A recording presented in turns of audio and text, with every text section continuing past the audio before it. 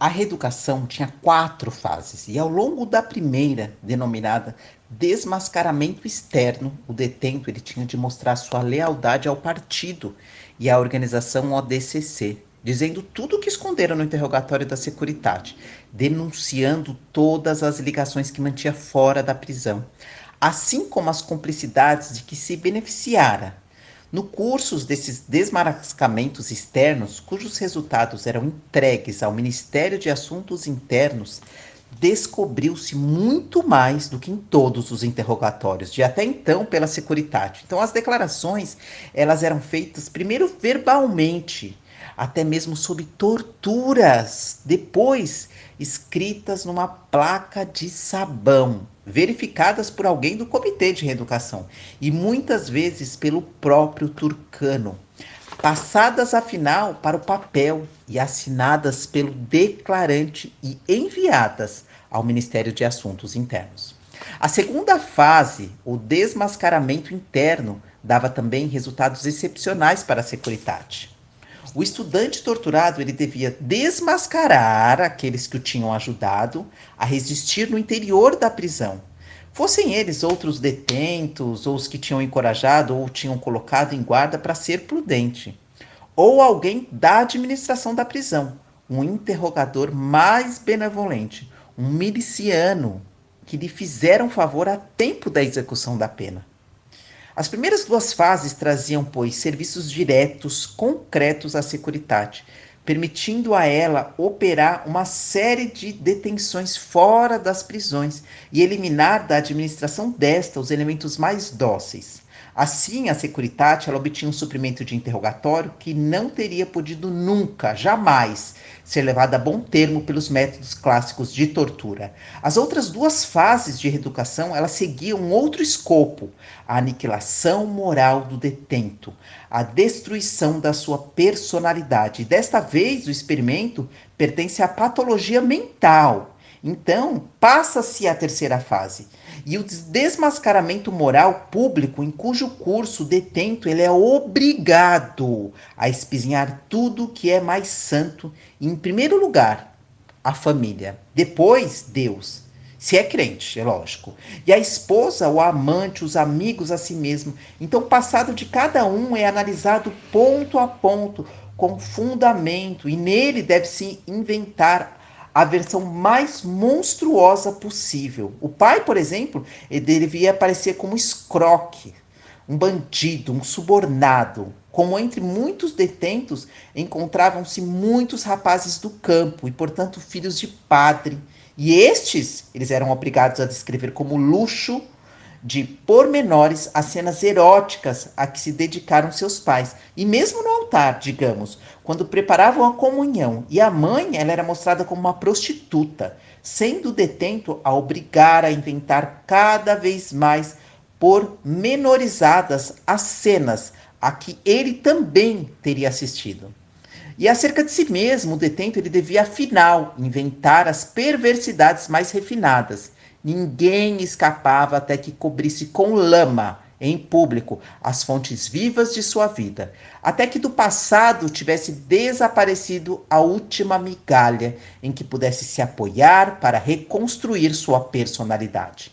E somente quando o desabamento parece definitivo a Turcano, quando o detento é considerado digno de entrar na ODCC, é que intervém a 4ª fase e última condição para exterminar qualquer esperança de um retorno, e o reeducado ele é posto a conduzir o processo de reeducação do seu melhor amigo, torturando-o com suas próprias mãos e assim, a seu turno, passando a ser carrasco. A tortura é a chave do sucesso. E ao longo de todas essas fases, as confissões eram regularmente interrompidas por torturas. O que quer que dissesses, por mais infâmias que tivesses inventado, Turcano, ele não estava nunca satisfeito. Da tortura não podias escapar, e o máximo possível, acusando-te das maiores infâmias, seria encurtar-se o período de tortura. Então, assim, houve estudantes torturados por 2 meses. outros mais cooperativos por apenas uma semana.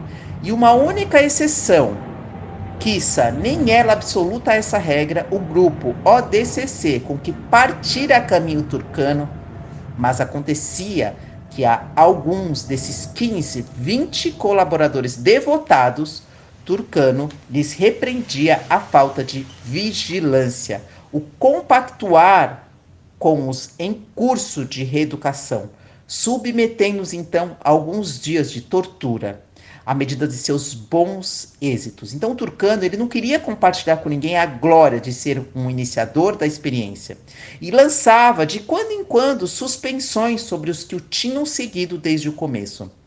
Tudo isso para permanecer o único imaculado, o único poderoso. De fato, o poder dele era ilimitado e crescia à medida que ele podia contemplar o mal realizado e a impotência da vítima.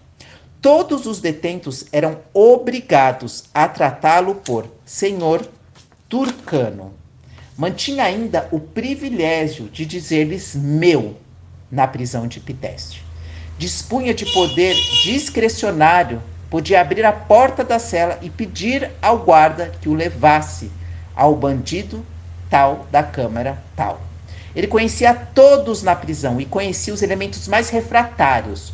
O guarda lhe dizia também, Senhor Turcano, e lhe respondia respeitosamente. Depois de algum tempo, desde o começo da experiência, Turcano formara para si equipes pequenas de reeducação, que agiam em diferentes celas, e ele caminhava inspecionando. Quanto mais crescia o número de reeducados, tanto mais Turcano se sentia mais forte.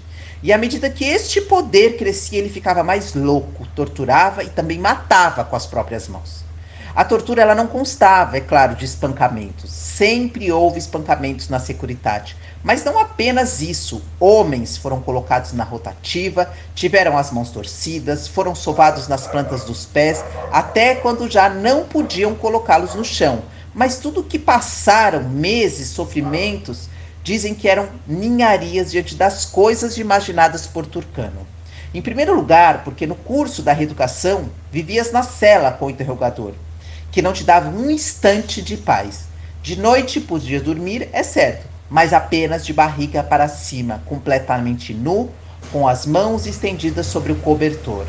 Mas se, durante o sono, fazias um movimento ou tentavas mudar de posição, eras golpeado diretamente na cabeça, com o cacete de um reeducador que fazia o plantão.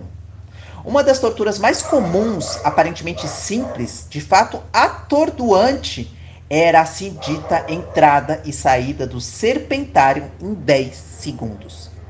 Para os leitores que não conhecem a linguagem das prisões, relembremos primeiro que são serpentário e sapário.